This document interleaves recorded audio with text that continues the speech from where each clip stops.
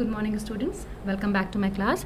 और पिछले लेक्चर में मैंने आपको डिजिटल मॉड्यूलेशन टेक्निक्स के बारे में बताया था कि डिजिटल मॉड्यूलेशन टेक्निक्स होती क्या हैं और किस प्रकार से हम कीइंग करते हैं, और डिजिटल मॉड्यूलेशन में जो हम करते हैं उसे हम कीइंग कहते हैं और क्यों कहते हैं। और हमने ASK, PSK, FSK और साथ ही साथ QPSK और BPSK भी कवर कर लिया था। अब आइए, एक इम्पॉर्टेंट टॉपिक आपका है मल्टीप्लेक्सिंग का टॉपिक। तो मल्टीप्लेक्सिंग होती क्या है? मल्टी मीन्स मेनी, यानी बहुत सारे। जब भी हम बहुत सारे सिग्नल्स को एक साथ कंबाइन करके एक चैनल के थ्रू भेजते हैं तो इसे हम मल्टीप्लेक्सिंग की प्रक्रिया कहते हैं। मल्टीप्लेक्सिंग की जो प्रक्रिया होती है वो दो प्रकार से विभाजित की जा सकती है, या तो एनालॉग मल्टीप्लेक्सिंग या तो डिजिटल मल्टीप्लेक्सिंग। एनालॉग मल्टीप्लेक्सिंग में हम एनालॉग सिग्नल को मल्टीप्लेक्स करते हैं, यानी सारे सिग्नल्स एनालॉग लेते हैं, उनको कंबाइन करते हैं और एक आउटपुट आपका प्रोवाइड कर देते हैं और एक चैनल के थ्रू भेज देते हैं। इसके विपरीत जब हम डिजिटल सिग्नल्स को एक साथ कंबाइन करते हैं या मल्टीप्लेक्स करते हैं तो उसे हम डिजिटल मल्टीप्लेक्सिंग कहते हैं। जिस डिवाइस के द्वारा हम मल्टीप्लेक्सिंग का प्रोसीजर करते हैं उसे हम कहते हैं मल्टीप्लेक्सर्स या मक्स।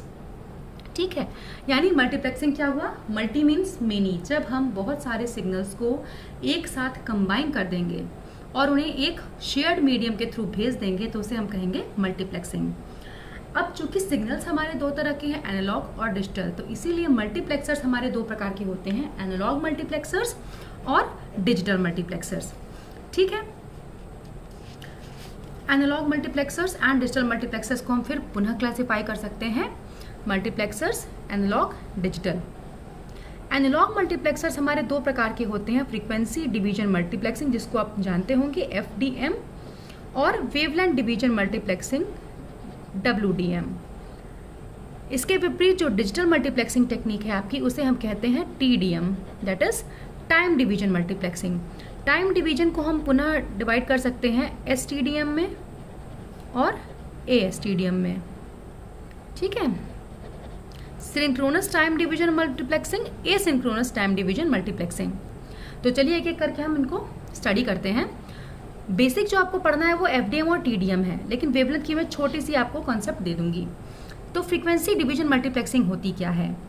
मल्टीप्लेक्सिंग की वह प्रक्रिया जहां पे आप सारे यूजर्स को एक सेम टाइम स्लॉट दे देते हो कि आपको इस टाइम स्लॉट पे अपने सिग्नल को ट्रांसमिट करना है और एक ही चैनल प्रोवाइड करते हो, यानी कि हर यूज़र पूरी टाइम के लिए चैनल को इस्तेमाल करने के लिए बिल्कुल फ्री होता है। बट डिफरेंस कहाँ होता है? यूज़र्स की फ्रीक्वेंसी में।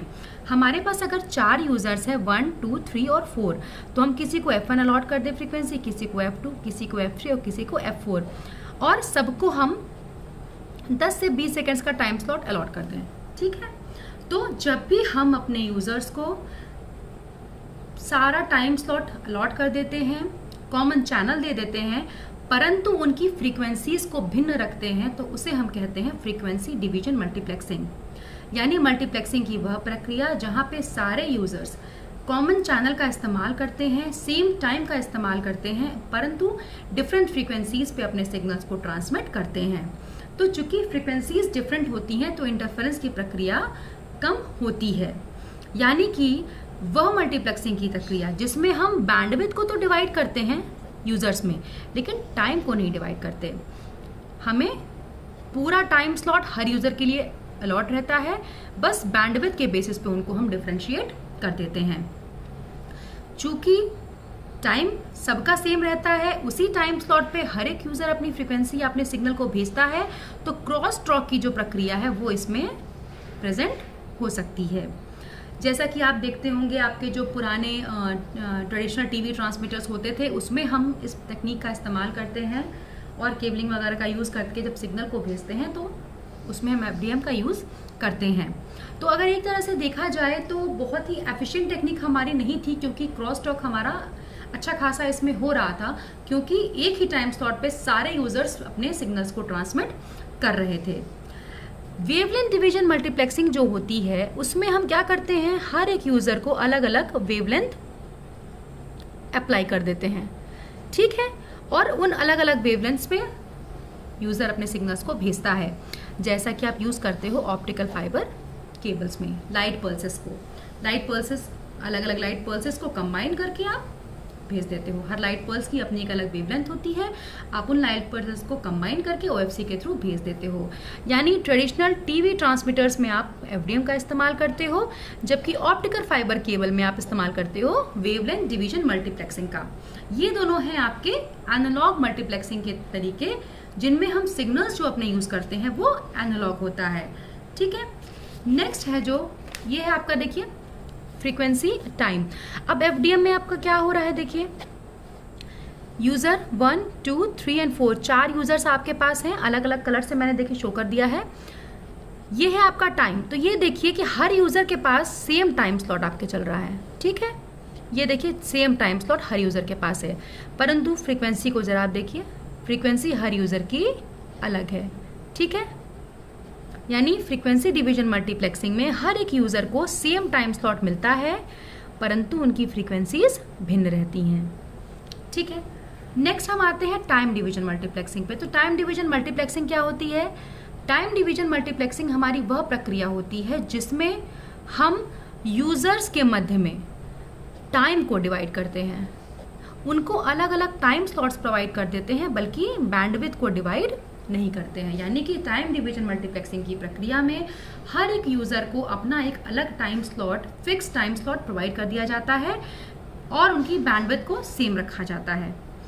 अब चूंकि हमने हर एक यूजर को अलग अलग टाइम स्लॉट दे दिया है, तो सिग्नल्स की आपस में कॉन्फ्लिक्ट होने के चांसेस इसमें बहुत ही कम होते हैं। साथ ही साथ हमारा ये सिस्टम बहुत ही एफिशिएंट होता है। क्यों? क्योंकि हमारा इसमें कॉन्फ्लिक्ट्स की या इंटरफेरेंस की चांसेस काफ़ी कम रहती हैं। एक जो बहुत इंपॉर्टेंट चीज़ आपको इसमें ध्यान रखनी होती है TDM में, वो होती है सिंक्रोनाइजेशन की। अब सिंक्रोनाइजेशन क्या है? जिस स्पीड से ट्रांसमीटर अपने सिग्नल भेजता है, उसी स्पीड से रिसीवर अपने सिग्नल्स को रिसीव करे। चूंकि हमने TDM में टाइम स्लॉट्स के बेसिस पर अंतर रखा है, तो कोई भी यूजर अपने ही टाइम स्लॉट पे सिग्नल को सेंड करे और उसी टाइम स्लॉट पे रिसीवर उस सिग्नल को रिसीव कर दे। ऐसा नहीं होना चाहिए कि कोई अदर यूजर क्या करे, दूसरे का टाइम स्लॉट यूज करे और अपने सिग्नल को भेजे। यानी कि जिस स्पीड से ट्रांसमीटर सिग्नल भेजे, उसी स्पीड से रिसीवर सिग्नल को रिसीव करे, क्योंकि टाइम स्लॉट्स अलग अलग हैं। टाइम स्लॉट जैसे ही पहले यूजर का खत्म हुआ, दूसरे यूजर का टाइम स्लॉट आएगा, और अगर पहले यूजर के सिग्नल को अभी रिसीवर ने रिसीव नहीं किया है और दूसरे यूजर ने अपने टाइम स्लॉट पे सिग्नल भेजा, तो सिग्नल आपस में इंटरफेरेंस हो जाते हैं। ये देखिए टाइम फ्रीक्वेंसी हमारे पास 4 यूजर्स हैं, यूजर 1, 2, 3, 4।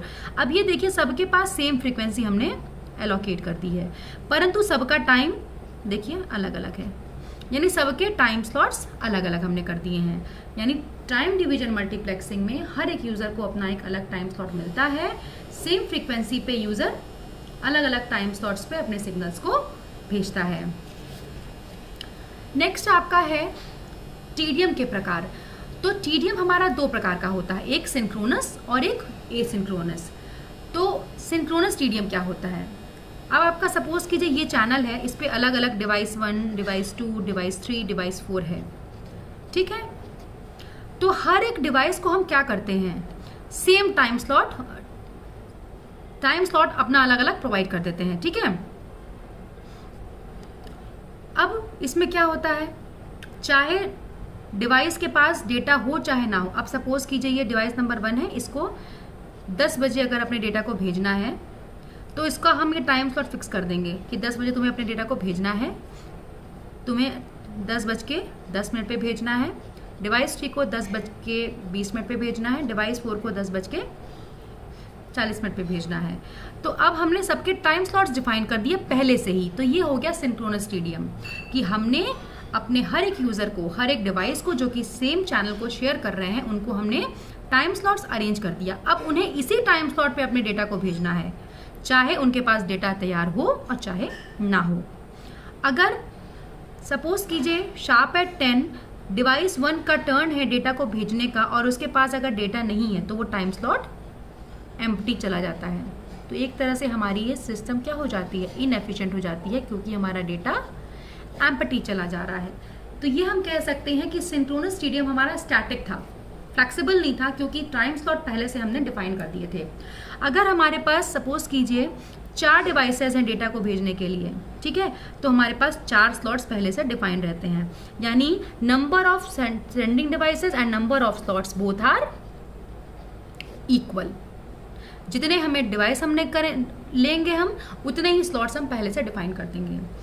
इसके विपरीत एसिंक्रोनस टीडीएम में क्या होता है कि हम पहले से ही टाइम स्लॉट को फिक्स नहीं करते, यानी ये सिस्टम हमारा डायनेमिक होता है। एट अ टाइम जिस यूज़र का डेटा तैयार होता है वो यूज़र को टाइम स्लॉट दे दिया जाता है और वो यूज़र अपने टाइम के उस टाइम पे डेटा को सेंड कर देता है, यानी प्री अलॉटमेंट आपका एसिंक्रोनस में नहीं होता। Depending upon the requirement and the need of the device at once आपके डेटा को अलॉट कर दिया जाता है। अगर आपके पास n इनपुट डिवाइसेस हैं और m स्लॉट्स हैं तो डेफिनेट है कि m आपका n से कम होगा, यानी ये ज़रूरी नहीं है कि जितने डिवाइसेस आप लीजिए उतने ही स्लॉट्स आप डिफाइन कीजिए, क्योंकि एट अ टाइम एक ही डिवाइस आपका डेटा भेजेगा। जिस डिवाइस का डेटा रेडी होता है वो रिक्वेस्ट करता है और डायनामिकली तुरंत के तुरंत उसको स्लॉट मिल जाता है, यानी कि कोई भी प्री डिफाइंड स्लॉट हमारे पास अवेलेबल नहीं होता। चलिए मैं एक बार फटाफट आपको जिस्ट बता देती हूँ।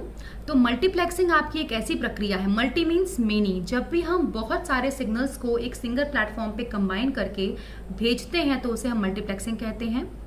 2 प्रकार के सिग्नल्स हैं हमारे पास, analogue signals and digital signals. तो जब हम एनालॉग सिग्नल्स की मल्टीप्लेक्सिंग करते हैं तो दैट इज एनालॉग मल्टीप्लेक्सिंग, और जब हम डिजिटल सिग्नल्स को कंबाइन करके कॉमन प्लेटफॉर्म पे भेजते हैं तो that is your digital multiplexing.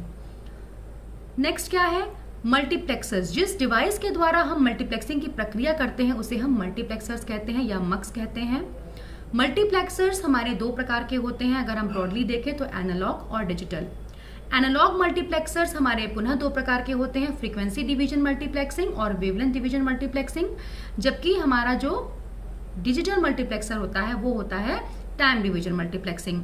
Time division multiplexing को हम पुनः 2 भागों में विभाजित करते हैं, सिंक्रोनस टीडीएम और asynchronous TDM. Frequency division multiplexing में हर एक यूजर को अलग अलग बैंडविड्थ दी जाती है, परंतु टाइम स्लॉट सेम रहता है। एक ही टाइम पे हर एक यूजर अलग अलग बैंडविड्थ या फ्रीक्वेंसीज का इस्तेमाल करके अपने डेटा को भेजता है।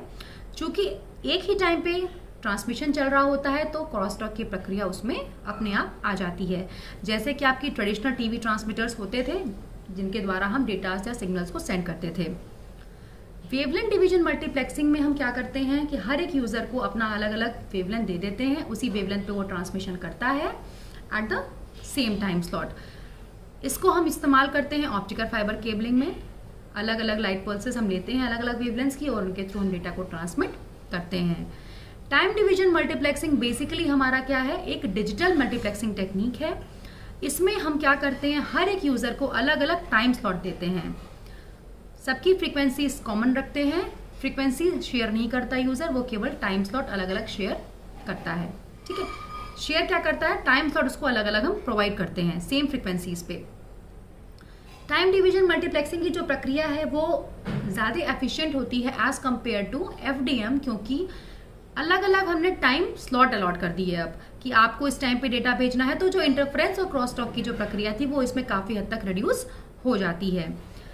टीडीएम हमारा 2 प्रकार का होता है, सिंक्रोनस और एसिंक्रोनस।